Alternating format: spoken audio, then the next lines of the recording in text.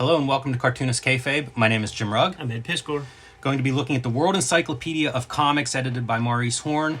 A new book for me, but a kind of a classic in the reference library section of Comics World. Before we dive into this, we are working Cartoonist, and the way we make money is you buy our books. So Red Room Trigger Warnings, the second season of Ed Piscor's classic comic Red Room, is available now for pre-order. It will be in stores in late September. Perfect for the holiday season, and it'll look good on your shelf next to the Antisocial Network. So pre-order that one today wherever you buy comics.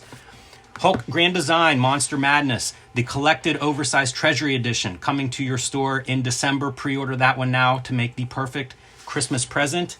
And Street Angel Deadliest Girl Alive, out of print for a year, back in stores now. Pre-order that one if your store hasn't gotten it already. We will also be on the road quite a bit in October.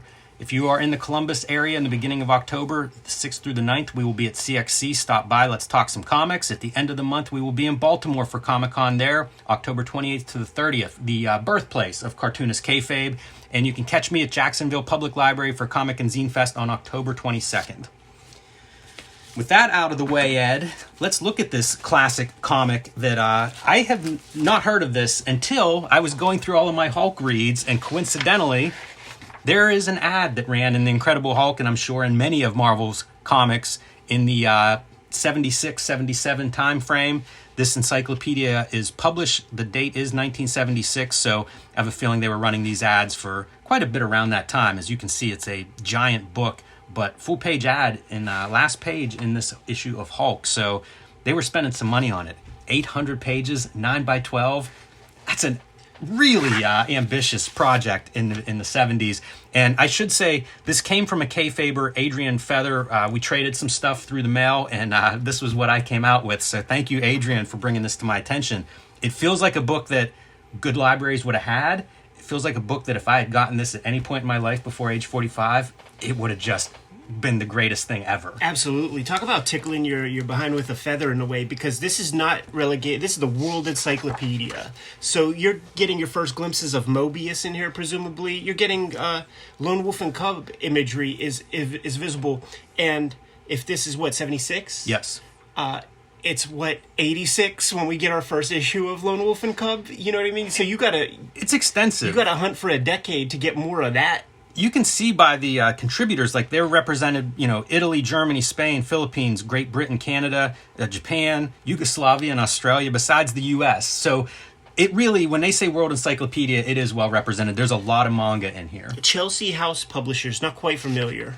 Yeah, I don't know them. It's a New York publisher, and this is already a second printing. So first printing July 76, August 76. Like the first printings must have blown out very quickly, or I don't know what. Maybe there was some major correction they needed to make, but I think that probably a book this size, that's an expensive, if it was a mistake, that'd be an expensive mistake to make. I think more likely it did well. Sure. Here's something that was weird paper-wise, and we're kind of going to go through. You can see some entries are flagged, but if you look, there's this one white line of paper. We often talk about paper, and I wanted to mention it before I forget. So it's not color, huh? There is a color section, but this one section of paper is like a different paper stock or something. Like, I don't know how well that shows up on screen, but it's a signature is what it is. Yeah. And you can kind of see, like, weird, right? Like how white this is compared to the rest of the paper, and it's just one signature. Yeah. I have no idea what that's about. I thought it might be related to the second printing, but I don't have any proof for that. You can see in the table of contents what's in here, in addition to all of your entries, which are creators, characters, books, comic strips, like they kind of blur the lines, as to what we're looking at in the entries, which is great. I don't know how else you would do it. But there's also intros like Comics of the World. There's a 30-page article of history of comics in here. The names that we see here are some important names also in terms of pushing comics content out to the regular world. So there's like the guys who wrote All the Color for a Dime, like his name's mentioned in there. All the most important Jim Steranko is in here. Yeah, of course. All the important guys of early comics fandom. Yeah, definitely. And really early. I mean, being, 1975 is kind of the cutoff for this. It's really interesting, you mentioned Mobius being in here. It's not Mobius the way we say Mobius. It's Jean Giraud and Blueberry, before Mobius really becomes Mobius. So It is interesting, the time period for it all. Yeah. Little intro. Here's your comics of the world, this short history that, like I said, is 30 pages and really gets into some detail, you know, and it's got the classics from Lionel Finnegar and Winsor McCay pretty much all the way through. Bud Fisher, Harriman. Can you imagine the dummies used to just like create this thing? Like all kinds of paste up and there's so much photostatting is required. That's the thing. If I had gotten hold of this, I mean, a lot of this art would have been the first time I ever saw many of these creators. Totally. Is that some Kamui shit over there, dude? Senpai Shirado? Yeah. Yeah. This Hawks of the Sea, like I have a kitchen sink collection of this ready to deploy at any time to make an episode. So we've gone through like comic strips and some of the history kind of comics form and how it gets here. The rise of the comic book. We all think of like Famous Funnies. Yeah. Not so. A decade before there, Japan was creating these cheap, mass-produced, regularly scheduled comic books in the 20s. That's fantastic. So it's wild, you know, like it's really thorough what they're putting together in here. Yeah, dude. And it makes sense, man. Like Kniff would be referenced by Kirby, and you got to have your Alex Raymond joint. When you have that, then you got to have How Foster Shouldn't Be Far Away, fucking Jacques Tardy. No, E.P. Jacobs. Editions du Lombard, I don't know where that is, if that's French. Probably because they do cover a lot of the European publishing history as well. So you can see we're getting into the 50s now. So we're gonna find out about censorship in comics and stuff. Charles Schultz, you know, you get to the 50s and Schultz comes up. And this is so cool too, man, because he's not even called Astro Boy. Right. It's Tetsuwan Atom. And the same when if we see the Lone Wolf and Cub, it's not they didn't settle on Lone Wolf and Cub as the title. Robert Crumb, so you even get some of the underground comics are referenced in here. It's really impressive. Guido Creepax and shit. It's really impressive. Barbarella. It's like I said, this book blew my mind. I've been looking at it for a couple of weeks since it showed up at my place. Here's our history, a timeline. So again, a nice reference piece. This stuff I would have read. I would have read this to pieces. Oh, absolutely. It would have been the greatest thing ever. Glimpses of Kirby sprinkled throughout. Dude. Yeah. Some Go-Go 13. You could just keep rocking and we could talk. Go-Go 13 is lit, you know, like that's on their timeline. And it's amazing to think about like from 75 to now and what Go-Go 13 continued to grow into to in this the day. decades since then. You know, the old man, rest Just in peace. massive. But it's still coming out. More Creepax. Yeah. Doonesbury Jules was Pfeiffer. huge. Yeah. Like in my elementary school library, that was a set of comics that would be there, and it's like Alex Toth. I would get that stuff out and read it, and it meant nothing, you know. What do you call Hunter Thompson references and stuff to like a third grader mean nothing.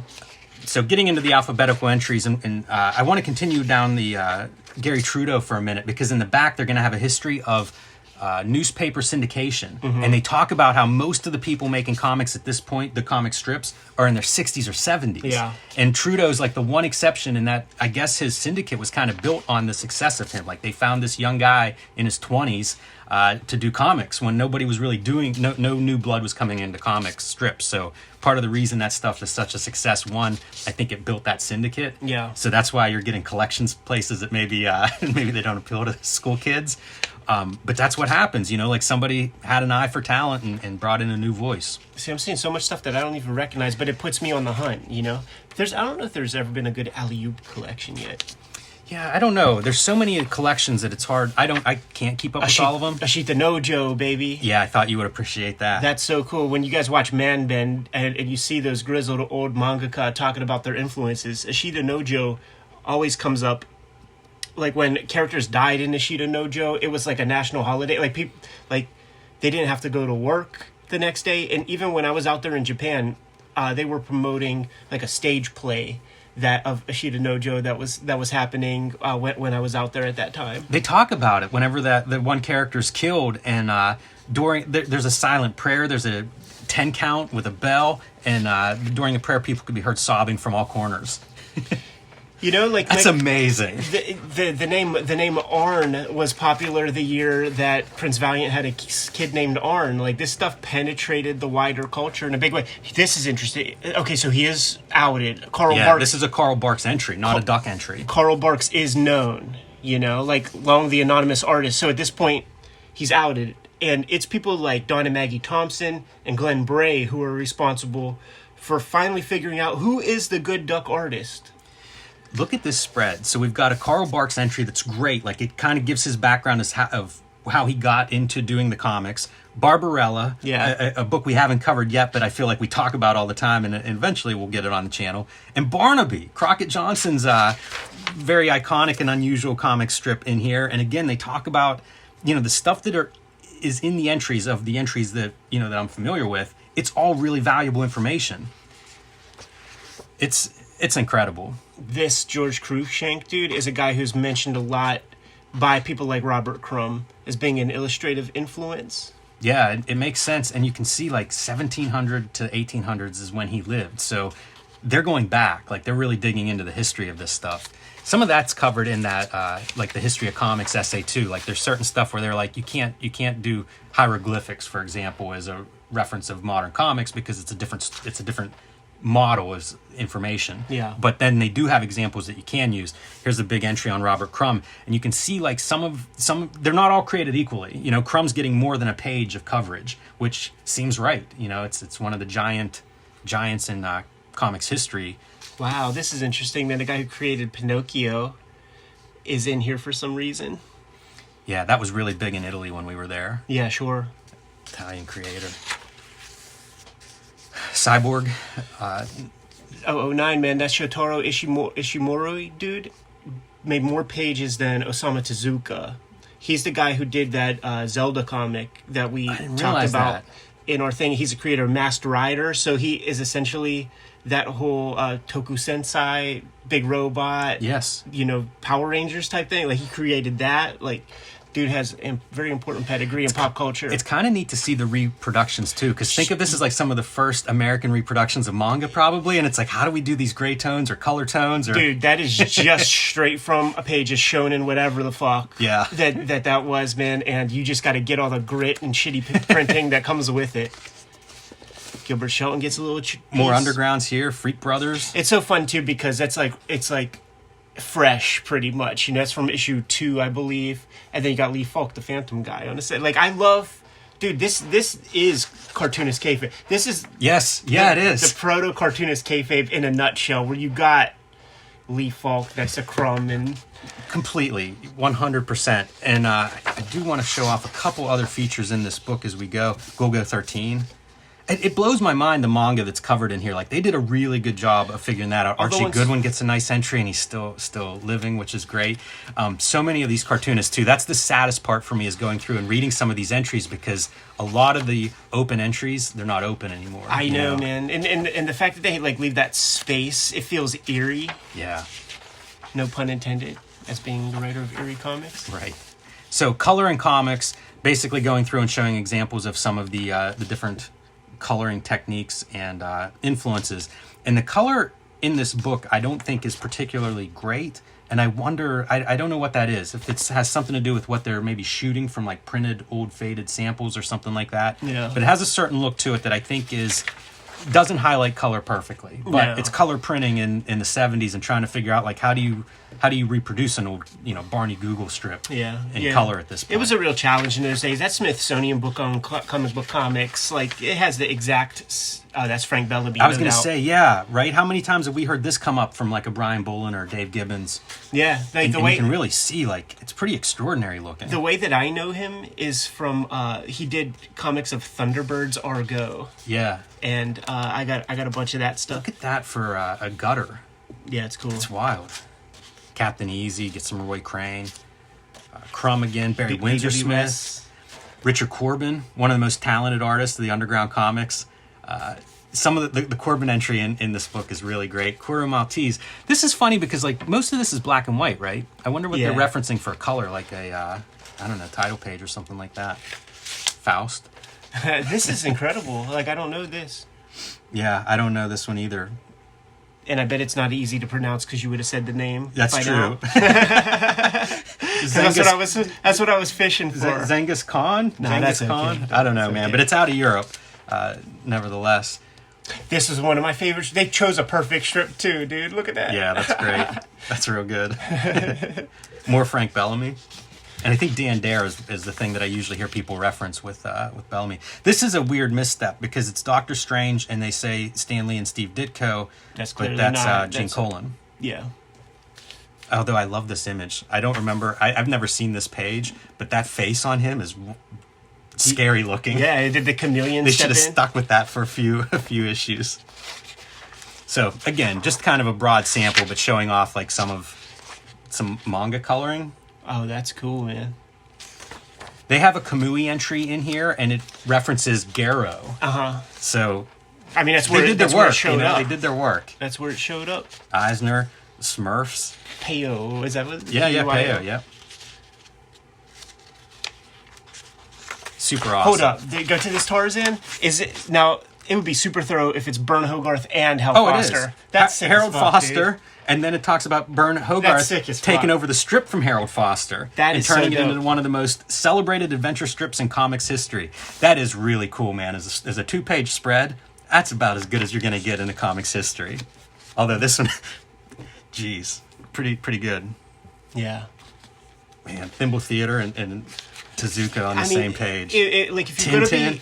if you're gonna be in our universe, you gotta be agnostic. You know, like Really it's like all the comics. Wonder Woman. It's all comics. Yeah, dude. Like this artist is a guy, and then I would be able to see they don't have the No, artist they don't name. have the artist name. But I have some reprints of that early Wonder Woman, and it's so cool because the line art's just different than like all the other comics. So different, and it's also Leroy Leonard, which lets you know that might be a Max Gaines influence. Yeah, could be around that time. And then we continue on. You know, here we are. There's your Kamui entry, and so I don't know where it mentions it. Oh yeah, first appearance in the Comic Monthly Garo. Yeah. Now this Kamui is not the Kamui that we have from Viz. Right. Like this is the Kamui that Scott McCloud would be talking about in Understanding Comics that has like 27 volumes.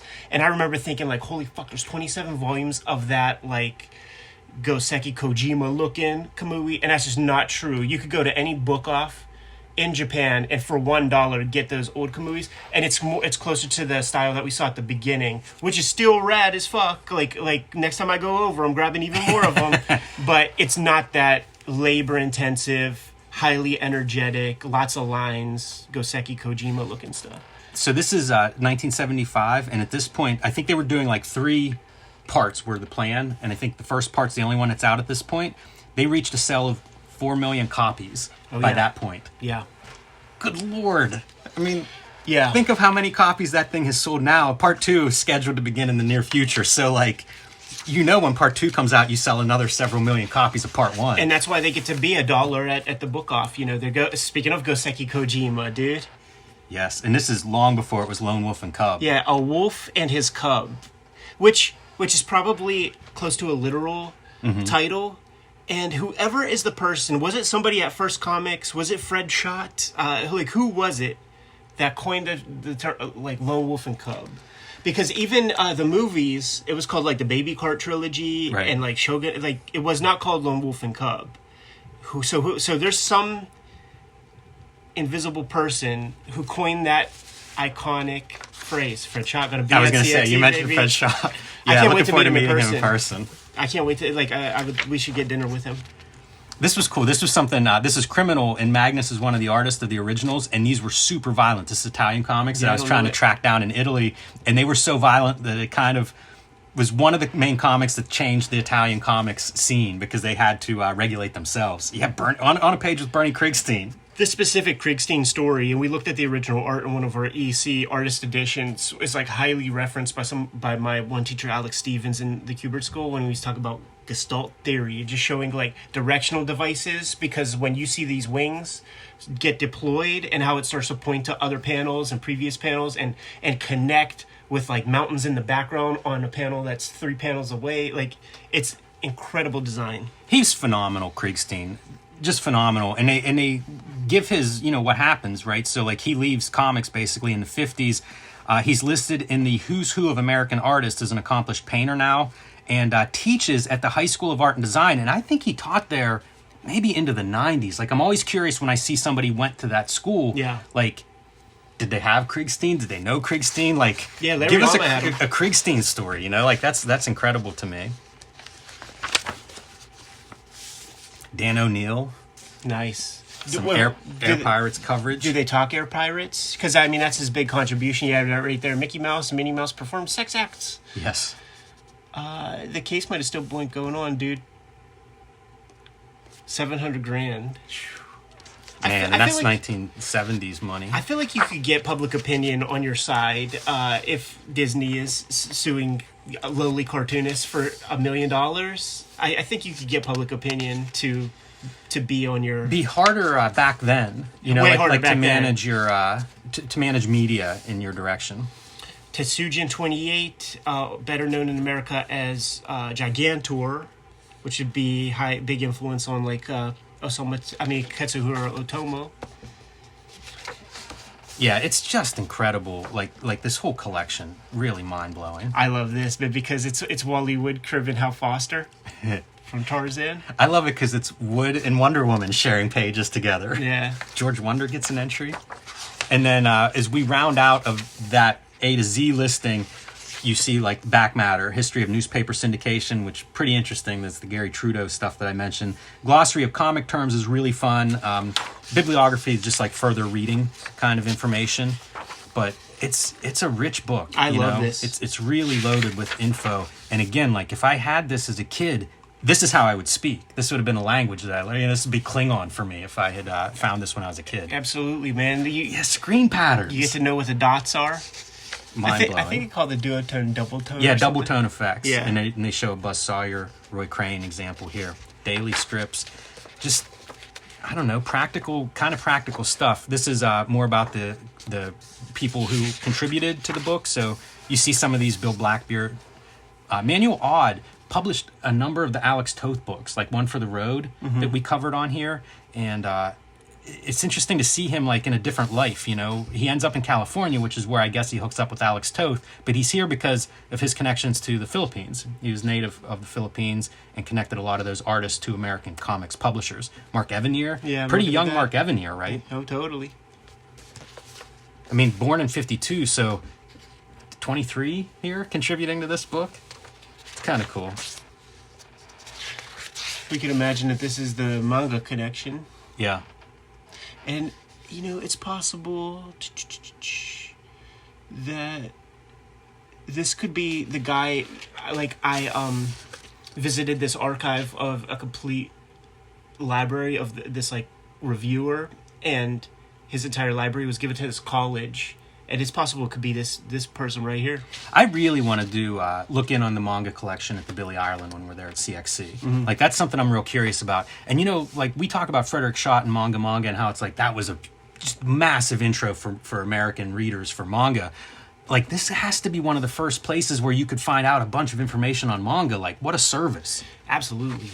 And it would just be tickling you so bad, like.